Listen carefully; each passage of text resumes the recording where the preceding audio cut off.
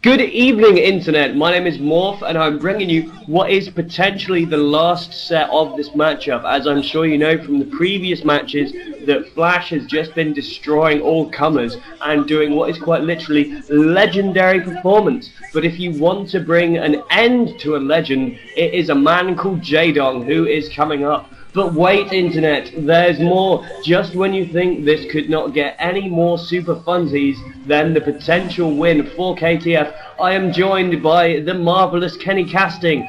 That is right, Kenny, tell me how you're feeling, baby. Dude, I could not be more happy to be casting alongside with you more for the game between Jaedong and Flash. Two of my favorite players have some of the most flawless styles in the pro leagues as of right now. Flash just absolutely dominating the scene. That little 16-year-old prodigy is just showing how much of a boss he truly is. Jaedong, always calm and collective, being probably the best Zerg player there is around right now. Some would question that he has had a little bit of a slump, but I have to say, it's Jaedong versus Flash. How could it get any better, Morph? It could not get any better, and if in fact people think all the way back to the initial stages of Commentator Idol, I made that semi-controversial statement, I don't care what the map is, I don't care what the stats are, because it's Jaedong versus Flash. And it was Jaedong who took the win this time, so hopefully he will do a repeat of that in order to keep Oz in this game to re-equalize the score back up to 3-3, so we will see the much elusive set 7 of this match. So let's see what is going to happen. Now Flash, of course, as I say, although he is a complete monster, he's still just a human being, and this is his 4th matchup going into this. And of course, he's been fighting only Terrans going into this, so I think it's almost a bit clever of Oz, and the minimap looks like a penis there slightly, getting gradually bigger. But anyway, I think he'll definitely be on low battery, and also he's in versus Terran mode, so how well he'll be able to transition into versus Zerg play up against the fresh Jaedong is really going to be interesting. Jaedong has managed to scout into the base, sees exactly what's going on, and goes for that patented fast expand of the Zerg. So if you had to pick a favourite, Kenny, who would you pick for this? Well, that's a very hard question, but I'd have to say, since Flash has absolutely been dominating this entire match, I guess, altogether, if you want to call it that, a match. I mean, winning 3 games in a row, I believe, before this, is that correct? 3 games. Moving into his 4th, I just have to say the advantage is in his favor simply because he's on a roll, man. When these pros get on a roll, it is hard to stop them. They are like Mack trucks, and you cannot stop these guys unless you take a hard hit. And I don't know, I think the damage has already been done mentally to the team that we'll just call Lee Calf Oz for now. But Flash, man, single-handedly making KTF the team they are these days. It's just absolutely amazing. Every single day watching Flash's play, I'm just so impressed at how he just continually plays at such a high level of play. I can't stress to you enough how important it is in the pro leagues to have that on your side. Now, as you do see, Flash is going for an early expand build, and it was a 12 hatch out of Jaedong, so pretty standard play by Jaedong, and I'd have to say kind of standard play by Flash, as the early expansion build has really become the sort of build to do against Zerg, whether you're Terran or Protoss. Terrans do a lot more one-base strategies against Zerg, or against Protoss and Zerg, but I have to say, you know, this is looking like it's going to be more of a drawn-out match, and I'm excited for that because both these players have extremely amazing late-game macro and micro. So, I mean, I want these guys to go into a late-game morph. I want these guys to show how brutal they are, and I want black eyes on both these players when they exit this match. What do you say, man? Yeah, definitely. I think one thing that's a little bit crazy actually is that Jaedong's producing his lair at his expansion. We have ninja fangirls there, deadly and oh, so gorgeous. And of course, because sometimes you do get so it's better not to know sometimes. I always like making my women wear masks. Anyway, let's just sidestep that whole bizarre issue.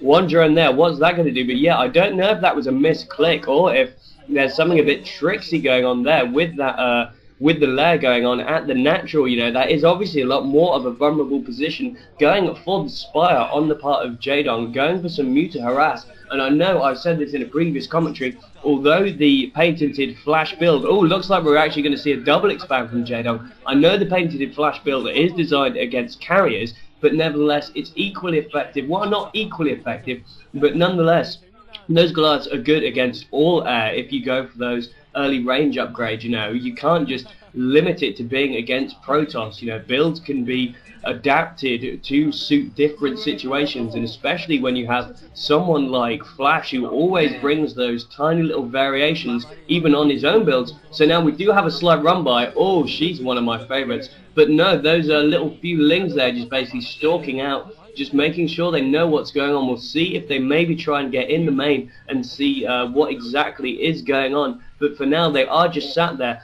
Flash does have that bunker basically. They're clearly very paranoid about the run by there, and it's almost like a variation on the Forge Fast Expand, going for the Fast Expand with a bunker there. So no, all those few lings just cannot decide what we're doing. And now the Spire pops, so we're going to get ready to see some mutas soon. Oh, and yeah, scan going on. Yeah, Scan did catch that Spire, as you said there. And if there's one person you want to be watching out for with Mutalisk, it's Jaedong.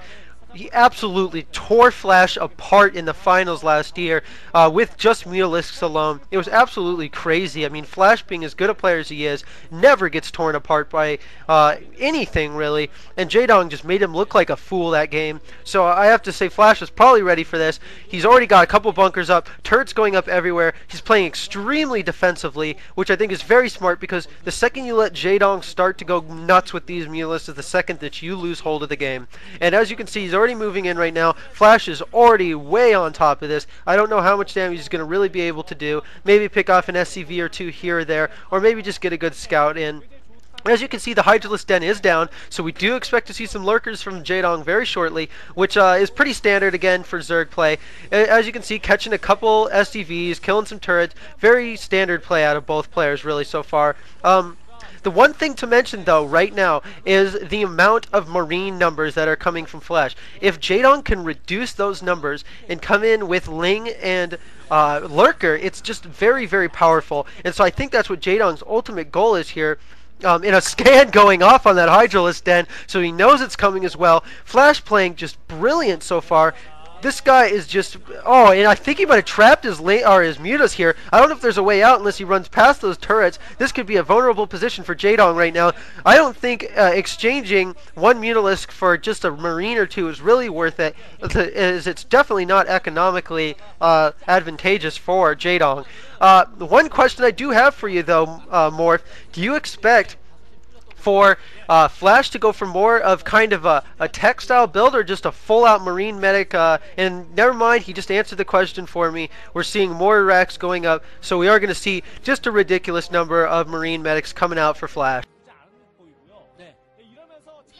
Yeah, Flash clearly going for the medic Marine build there, as you said.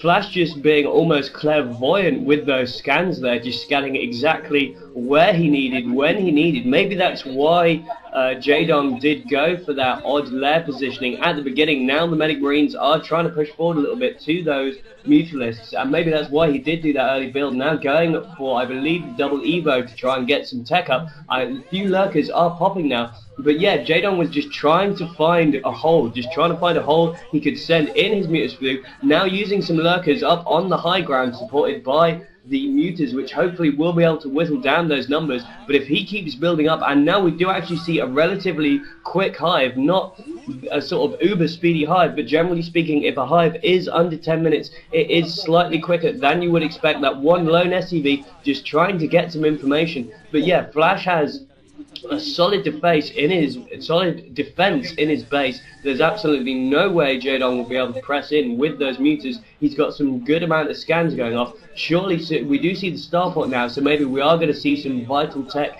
in the near future and get some mobile detection up, and it'll be then when he'll be able to press out. But now we do see the hive tech, and so hopefully maybe if Jaedong just pours in with pure cracklings, he will be able to do this. Maybe Jaedong is just not going to produce any more Mutalisks and just try and put put Flash in an anti-air mode, now pushing him once again. The Mutants just caught completely out of position, and so many Mutants go down. Only one Mutalist left, just caught in between that massive medic marine force and the turrets. And oh, that was just terrible for Jadon. Just so heavy losses now. I mean, he's probably definitely going to have to resupply his mutas rather than going in with the cracklings as he would rather. So Flash definitely just defending so well that he was able to take this early lead. I think maybe if Jaedong had hung back for a little while and just taken more expansions, but then again on such a small map there's very little expansion options, and it looks like Flash might be getting ready for a push out.